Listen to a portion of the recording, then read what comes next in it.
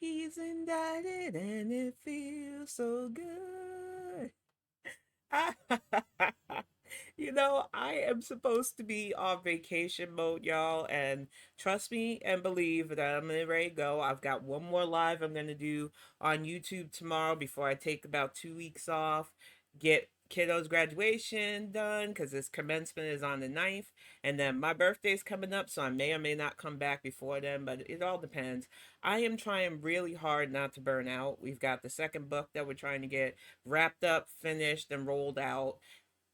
Sales for the first book has been amazing. Thank you to everybody who's gotten themselves either e-copy or paperback of Axiom. I will be doing giveaways again soon for that, and I'm excited about that. But my baby boy is about to graduate, and I have just been mindful of not burning out. I want to get so much done, and I definitely want to bring Tell It Tuesdays back, but I wasn't going to stream tonight because I said I'm on vacation mode. I already put it up on Twitch. But then this dropped yesterday that he found guilty, deterred of 45, found guilty on 34 indictment charges. You know I couldn't not just talk about this. This crumb bum has been a thorn in my side for years. Those of you who don't know, I am originally from New York City. I now live in Michigan. I love it here, but I am a New York City girl. So when I say my deep-seated hatred for this crumb bum is decades deep, I'm not just saying that to seem cool. I've been anti-Trump for the longest time. You forget, those of you who know me know I've talked about this on other Bonnet Chronicles. My granddaddy, who I featured on Memorial Day, was a businessman in New York, very successful one. He did not like Donald Trump. He always had choice words for the man, especially with the way he wouldn't rent to us, the way he calls us the blacks, the fact that he is nothing but a spoiled ass nepotism baby who's never ever heard no in his entire fucking life. Yeah, he was. We were not fans in my family of this man. He's a fucking crumb bum.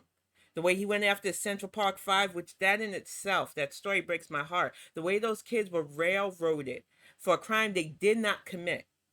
Wasn't allowed their parents on the interrogation. One of the young men, his family couldn't even speak English. And they took advantage of that. They just wanted to railroad black and brown children. And this doofus asshole decided to make a full page daily news spread about how they needed to get the death penalty back in New York for these kids who didn't even commit the crime. So, needless to say, I was not a fan of that man. Then I moved to Florida to go to school and stuff and get away from the craziness in New York because I love New York, but I was wilder back then and I just needed calmness.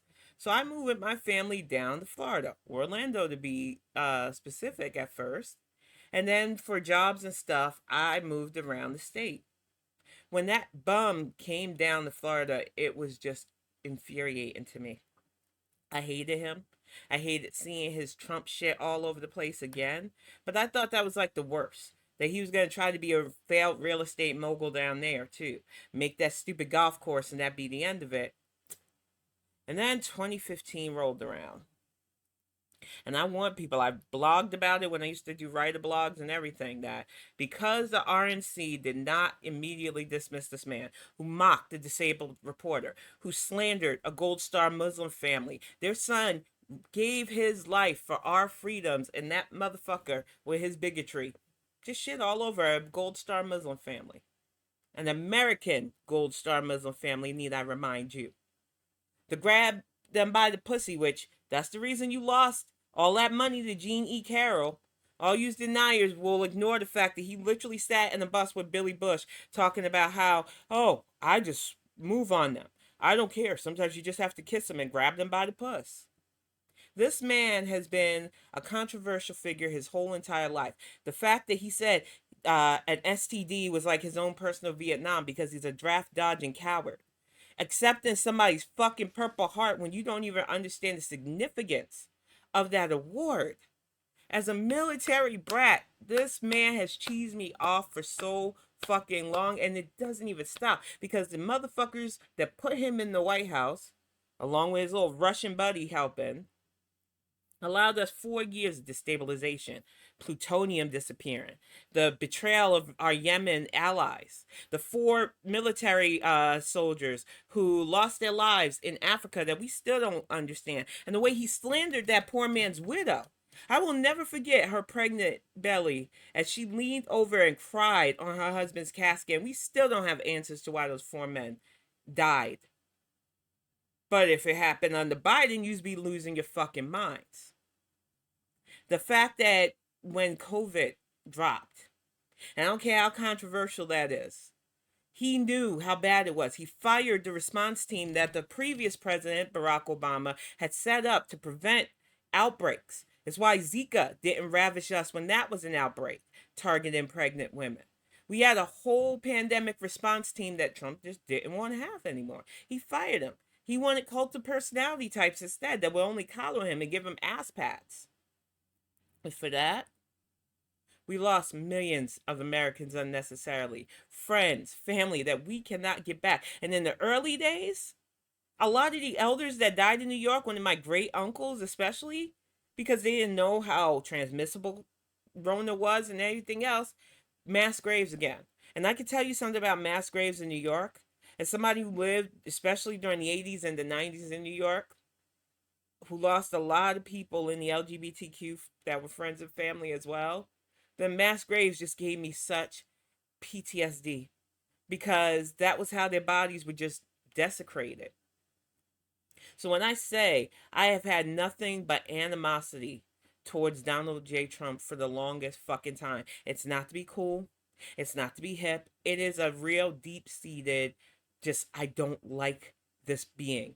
I don't want this being to be in any position of power. The man who holds the Bible upside down. And then last year, to start, into this year, started autographing Bibles to sell. The man who went into a room of billionaire oil people, which I don't even want to get started on that fucking rant, and said, if you fund my campaign, I'll roll back all the environmental protection stuff that President Biden put down. I'll make your lives easier and your pockets fatter. Elect me. This is the kind of motherfucker Trump is. He does not care about America. He does not care about Americans. He doesn't care about women. He doesn't care about children unless they're pretty. And he can talk about how, if she was my daughter, I'd do her. This man has been a menace his whole entire fucking life, and he does not like being told no. And in 2020, we told him a big ass no. And you know what he did in response? He didn't graciously accept the fact that the American people did not want his ass anymore. No. He inspired and instigated an insurrection. January 6, 2021 will forever go down as Trump's biggest fucking tantrum. Because the American people said, we have 4 years of you ravishing us and we don't want you anymore. And what kills me about anybody who still is an election denier, what kills me about anybody who still supports this man, is that if you can ignore the fact that COVID ravished us, if you can ignore how horrible he was, the fact that he literally went overseas and was kissing ass to the Saudis, brushing up the dictators, literally stole items from a French diplomat's place, had a whole bunch of teams come to the White House and offered them cold fucking McDonald's on the Lincoln Memorial platter. My grandmother is probably rolling in her grave and side-eyeing this mofo for the amount of disrespect that he continued to bring to the White House.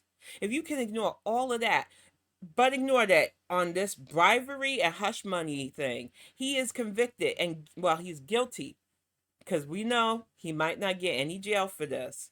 But 34 counts is pretty big. And need I remind you that he still has to deal with Fannie Willis in Georgia on 91 counts of election tampering and voter fraud. So his goose is pretty much cooked as far as I'm concerned. And Letitia James said, I am going to get him on this money stuff. We might not be able to get him for what he did to Jeannie Carroll criminal-wise. We might not be able to get him back for what he did to Central Park 5. But we are going to nail this mofo to the ground for what he did, hush money-wise, for how he put the screws on Stormy Daniels, for how his former attorney, Michael Cohen, had to cover up shit for him. They all turned the dime, and you know what? You can blame them all you want, but sometimes you got to save your own bacon when it comes to criminal and prosecutorial stuff. Point blank, I don't understand how people like Trump. He is literally the walking, talking guide to the seven deadly sins. He is an egotistical, selfish, self driven son of a bitch. If he got back into the White House, it would be awful for all of us. Y'all know this. But this guilty verdict should be eye opening to anybody else who sits on the fence about his lack of character. This man is a detriment to American society. And anybody who still tries to uphold his nonsense, you need to side eye because they're probably just as dark and depraved as he is. But I'm going to wrap this up. I know this wasn't that long.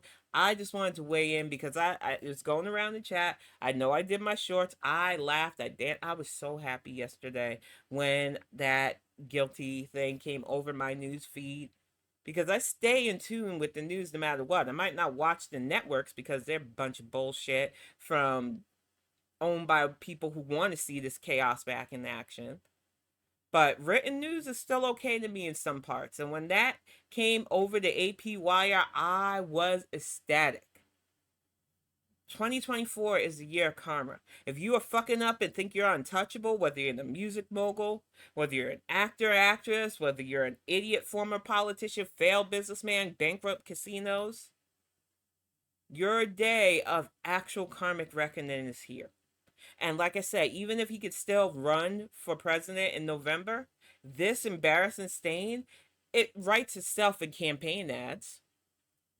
But even without that, those of us who have survived 4 years of this motherfucker who do not want to try it another 4 more years, we are going to make sure in November to show you that we weren't playing in 2020. We don't want you no more, man.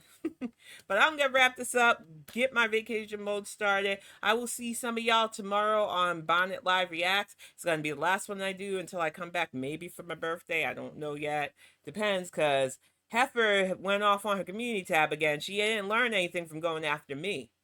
But for now, it's time to relax with my family. It's time to celebrate karma coming in. And I hope that you all have a lovely weekend if I don't see you in the chat tomorrow. But take care.